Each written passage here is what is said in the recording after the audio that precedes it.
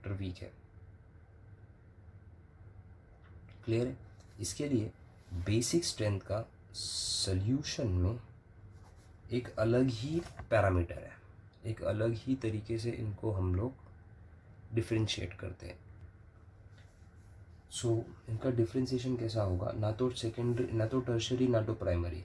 इसके लिए हम लोग ज़्यादा प्रेफर भी किसको सिलेक्ट कर सकते हैं, सेकेंडरी, क्योंकि सेकेंडरी में प्लस आई ग्रुप ज़्यादा है प्राइमरी से, और स्टेरिक फैक्टर कम है टर्शरी से, बल्कीनेस कम है, तो वो इजीली डोनेट कर सकता है, और पानी में सॉल्युबल है टर्शरी से ज़्यादा और प्राइमरी से कम, तो उसके सब फैक्टर इंटरमीडिएट आता है। इसके लिए सोल्यूशन में हम लोगों को अलग अलग अल्काइल ग्रुप से अलग अलग बेसिक स्ट्रेंथ डिसाइड करनी है। तो सोल्यूशन में अगर सपोज आपने अल्काइल ग्रुप CH3 डिसाइड कर लिया है, मिथाइल, तो उसमें अमाइंस का ऑर्डर हो जाता है secondary amine CH3 twice NH will be greater than CH3 NH2.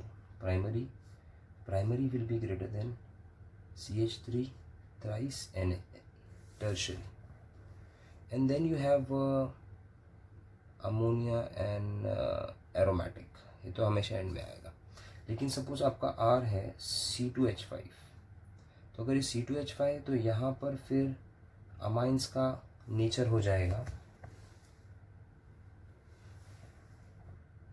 C2H5 twice NH secondary greater than C2H5 thrice N tertiary greater than C2H5 NH2 primary greater than ammonia greater than aromatic amines। तो methyl रहा तो 213 और ethyl रहा तो 231, लेकिन secondary पहले आ जाता है, बिकॉज सेकेंडरी के अंदर स्टेरिक फैक्टर ओवर क्राउडिंग बहुत कम है, प्लस आई इफेक्ट प्राइमरी से थोड़ा ज़्यादा है, और हाइड्रेशन प्राइमरी से थोड़ा कम है बट टर्शरी से ज़्यादा है। क्लियर है? So this was about the basic nature of amines. इसमें एक और चीज़ याद रखना कि अगर आप आर ग्रुप बढ़ाते जाओगे, जैसा अगर आपने आर ग्रुप लिया है CH3 twice CH, okay, isopropyl, तो जितना आर ग्रुप बनेगा उतना स्टेरिक फैक्टर बनेगा और पानी में सॉलिबिलिटी कम हो जाएगी। तो अभी अमाइन उसका ऑर्डर हो जाता है primary greater than ammonia greater than secondary greater than tertiary. अब प्राइमरी ज़्यादा हो जाएगा RNH2, मतलब CH3 twice CHNH2 will be मोर, मतलब यहाँ पर मैं ऐसा लिख सकता हूँ कि CH3 twice CHNH2 primary amine NH2 will be greater than ammonia will be greater than CH3 twice CHNH CH3 twice secondary and greater than tertiary, और टर्शरी में 3 ग्रुप ऐसे आ जाएंगे। सपोज आर आपने और बढ़ा दिया, टर्शरी अल्काइल लिया CH3 thrice C, तो अब अमाइंस का ऑर्डर हो जाएगा ammonia greater than primary greater than secondary greater than tertiary, क्योंकि यहाँ पर स्टेरिक फैक्टर सबसे मैक्सिमम हो गया है because of the heavier alkyl. तो सोल्यूशन में फिक्स नहीं होता, सोल्यूशन में ये 3 फैक्टर जो है ना वो काम करते हैं अमाइंस के लिए। गैस में स्ट्रेट अवे एक ही फैक्टर है plus I, that's it, 3-2-1 ammonia aromatic, तो गैस फेज इजीली आ सकता है। लेकिन सोल्यूशन फेज में आपको सारे फैक्टर्स को ध्यान में रख के ही उनका बेसिक नेचर डिसाइड करना होगा, मतलब मिथाइल, इथाइल, आइसोप्रोपाइल, टर्ड ब्यूटाइल, जैसा आप चेंज करोगे ऑर्डर चेंज होता जाएगा। Okay, now plus I effect also stabilize carbocation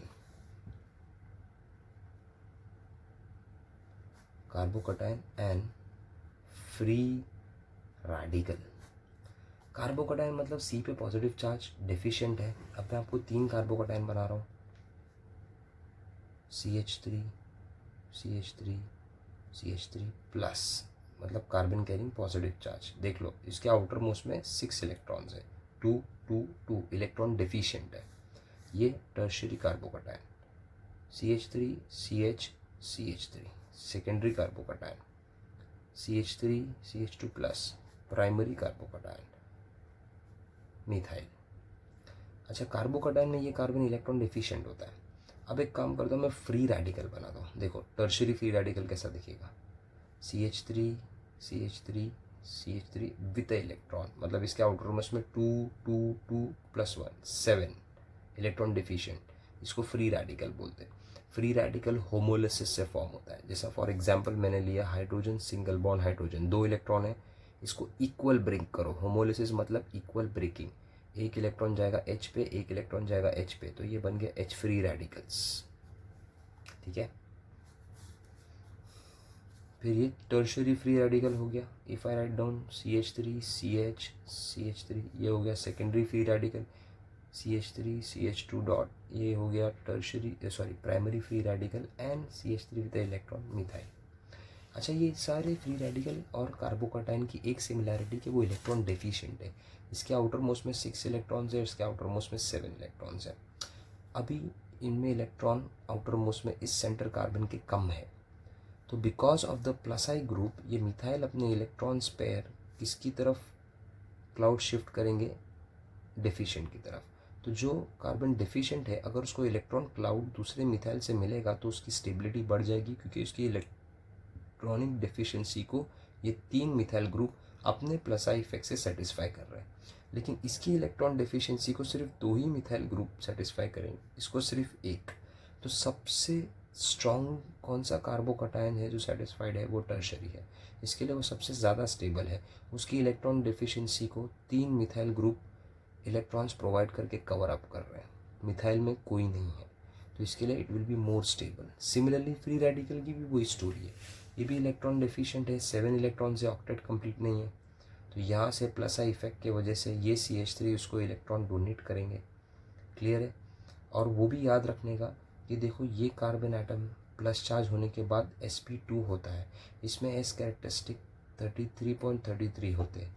ये कार्बन sp3 है, इसमें सिर्फ 25% है, तो जिसका एस कैरेक्टरिस्टिक ज़्यादा होता है वो इलेक्ट्रोनेगेटिविटी ज़्यादा होती है। तो ऑब्वियसली इस टाइम पे ये कार्बन जो है ना, वो इन कार्बन से ज़्यादा इलेक्ट्रोनेगेटिव है, इसके लिए वो इलेक्ट्रॉन पेयर ईजीली अपनी तरफ ले सकता है, और 3 जगह से मिलने पे इसके इलेक्ट्रॉन क्लाउड जो है वो बढ़ जाएगा as compare to primary and methyl, so it will be more stable. तो कार्बोकैटायन और फ्री रेडिकल दोनों को प्लस आई इफेक्ट स्टेबल करते हैं, जिसमें ऑर्डर याद रखने का tertiary greater than secondary greater than primary, कि जितना प्लस आई इफेक्ट बढ़ेगा उतना ज़्यादा उनका स्टेबिलिटी बढ़ेगा, बिकॉज सेंटर वाले डेफिशिएंट है, उनको इलेक्ट्रॉन्स मिलेंगे। लेकिन अगर हम लोग बात करेंगे कार्ब अनायन, अच्छा एक चीज़ बता दूँ, कार्बोकैटायन का दूसरा नाम होता है कार्बोनियम आयोन, याद रखना, carbocation is also called as carbonium ion. अच्छा, कार्ब अनायन और कार्बोनियम डिफरेंट है, कार्बोनियम है, ये कार्ब अनायन है, अनायन मतलब negative charge.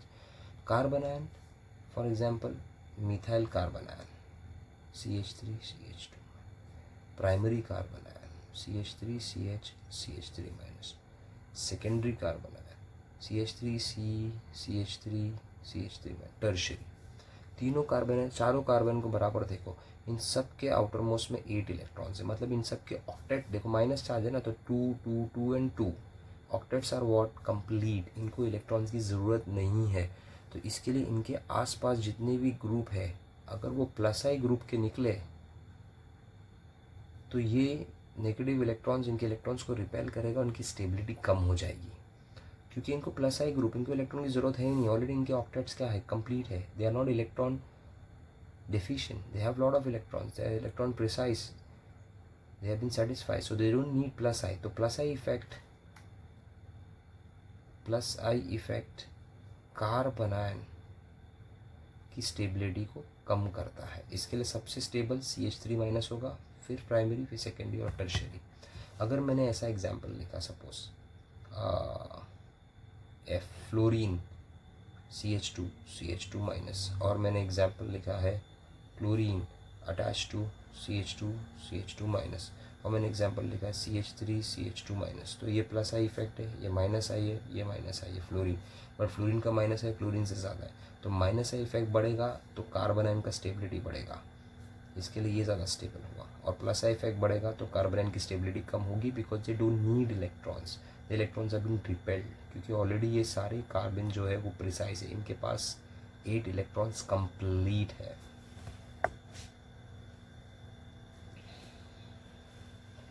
So this was the entire inductive effect. अभी हम लोग नेक्स्ट देखेंगे इसके बाद resonance, hyperconjugation, electromagnetic effect and inductomeric effect.